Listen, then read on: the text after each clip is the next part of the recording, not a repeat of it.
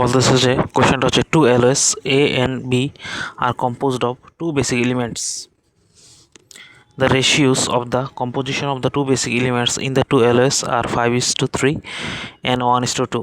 A new alloy X is formed by mixing the two alloys A and B in the ratio 4:3. What is the ratio of the composition of the two basic elements in alloy X?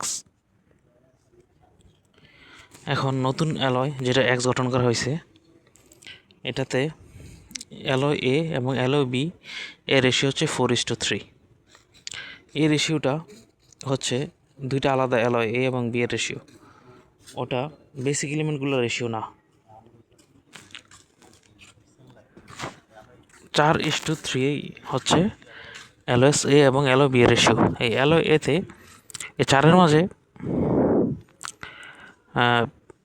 কতটুকু basic element one আছে from alloy A and from alloy B, এবং তিনের মাঝে কতটুকু basic element আছে alloy B থেকে এবং alloy B এর এলিমেন্ট 1 থেকে এলিমেন্ট 2 থেকে, এবং অ্যালয় এ এর এলিমেন্ট 2 থেকে এবং অ্যালয় বি এর এলিমেন্ট 2 থেকে. আবার বলি, চারের মাঝে কতটুকু অ্যালয় এ এর এলিমেন্ট 1 আছে, এবং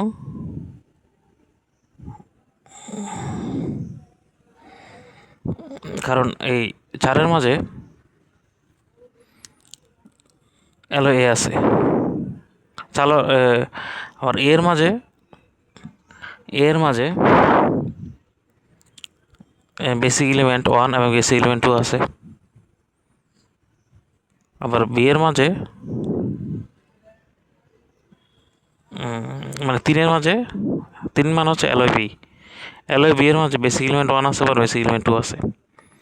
এখন এই চারের মাঝে অ্যালয় এ এর বেসিক এলিমেন্ট 1 কতটুকু এবং বেসিক এলিমেন্ট 2 কতটুকু, এবং আবার এই তিনের মাঝে অ্যালয় বি এর বেসিক এলিমেন্ট 1 কতটুকু এবং বেসিক এলিমেন্ট 2 কতটুকু, ওইটা বের করে বেসিক এলিমেন্টগুলা যদি আলাদা রেসপেক্টিভলি যোগ করে তাদের রেশিওটা বের করতে হবে. রেশিও বের করলে হবে, যেমন 4 মাঝে 4 হচ্ছে অ্যালয় এ এর অংশ. অ্যালয় এ এর অংশের মাঝে বেসিক এলিমেন্ট 1 আছে হচ্ছে, তাদের রেশিও হচ্ছে 5:3. তার মানে 5/8 হচ্ছে বেসিক এলিমেন্ট 1, আর 4-এর মাঝে 3/8 যাবে হচ্ছে বেসিক এলিমেন্ট 2. আবার যে নতুন অ্যালয় এক্সের মাঝে এর রেশিও 3, মানে 3 অংশের মাঝে অ্যালয় বি থেকে বেসিক এলিমেন্ট 1 যাবে 3-এর 1 অংশ, আবার এই 3-এর মধ্যে বেসিক এলিমেন্ট 3-এর 1 অংশ, আর অ্যালয় বি যাবে 2-এর 3 অংশ, মানে বেসিক এলিমেন্ট 2 যাবে 3-এর 2 অংশ. এরপর এলিমেন্টগুলো রেসপেক্টিভলি যোগ করে রেশিও বের করবো, শেষ.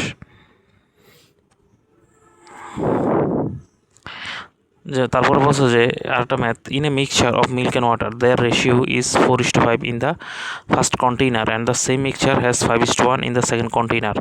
In what ratio should be extracted from each container and poured into the third container so that the ratio of milk and water comes to 5:3 in the third container.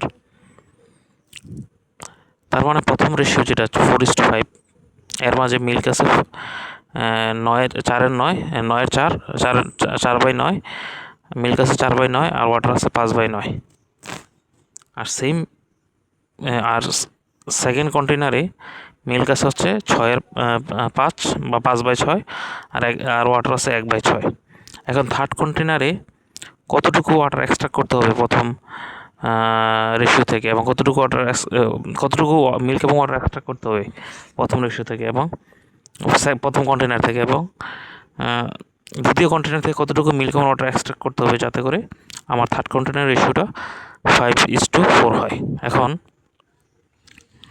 যখন আমি কোনো প্রথম রেশিওটা থেকে কোনো কিছু এক্সট্রাক্ট করতে যাব, সেখানে যেহেতু মিল্ক এবং ওয়াটার মিশ্রণ, মিল্কও যাবে ওয়াটারও যাবে, তাই ধরি আমি যে এক্স পরিমাণ ওয়াটার এক্সট্রাক্ট করা হয়েছে।